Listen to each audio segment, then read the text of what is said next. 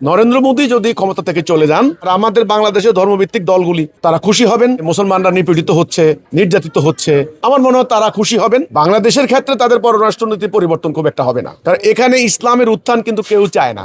তৃণমূল কংগ্রেসও চায় না, যে কংগ্রেস আছে ওই যে গান্ধী পরিবারের মানে রাজীব গান্ধীদের, এবং এরাও চায় না, বামও চায় না, বিজেপি তো চায়ই না। তাহলে বাংলাদেশে ইসলামের রাইজ, ইসলামের উত্থান হোক, আল্লাহর দিন কায়েম হোক, এটা কিন্তু কেউই চায় না। নরেন্দ্র মোদী গদি থাকবেন কি থাকবেন না সেটা সময় বলে দিবে।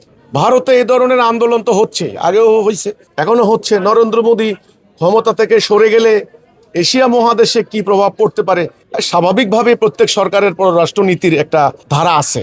ওরা যেহেতু বিজেপি হিন্দুত্ববাদী মানে সংগঠন, তাদের হয়তো অন্য ধরনের একটা প্রভাব, আশেপাশের রাষ্ট্রগুলি তাদের ছত্রছায়া যে গভর্নমেন্টগুলি চলেছে, যে দলগুলি সুবিধা পেয়েছে, সেগুলো হয়তো পাবে না, বা এটার ইম্প্যাক্টে বাংলাদেশে হয়তো অন্য ধরনের আরেকটা ধর্মভিত্তিক দলের উত্থান হতে পারে।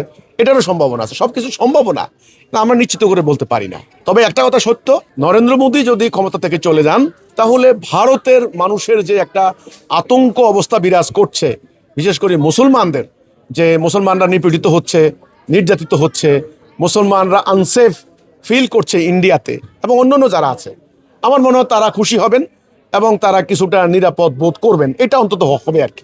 এটা আর আমাদের বাংলাদেশের ধর্মভিত্তিক দলগুলি তারা খুশি হবেন, তারা আনন্দিত হবেন এবং মিষ্টি খেতে পারেন। বাট পররাষ্ট্রনীতির ক্ষেত্রে ইন্টারনালি এক্সটার্নালি কি প্রভাব পড়তে পারে সেটা আমি এই মুহূর্তে অনুমান করে বলতে পারছি না। কারণ ভারতের কিন্তু যারা থিঙ্ক ট্যাঙ্ক, যারা বুদ্ধিজীবী বা যারা পলিসি মেকিংয়ে আছেন, তারা আমি মনে করি না যে নরেন্দ্র মোদী পড়ে গেলেই তাদের পররাষ্ট্রনীতির পরিবর্তন হবে, এটা আমি মনে করি না।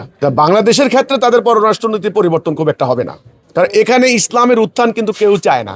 এখানে তৃণমূল কংগ্রেসও চায় না, যে কংগ্রেস আছে ওই যে গান্ধী পরিবারের মানে রাজীব গান্ধীদের, গান্ধী মহাত্মা গান্ধী না, এই গান্ধী, এবং এরাও চায় না, বামও চায় না, বিজেপি তো চায়ই না। তাহলে বাংলাদেশে ইসলামের রাইজ, ইসলামের উত্থান হোক, আল্লাহর দিন কায়েম হোক, এটা কিন্তু কেউই চায় না।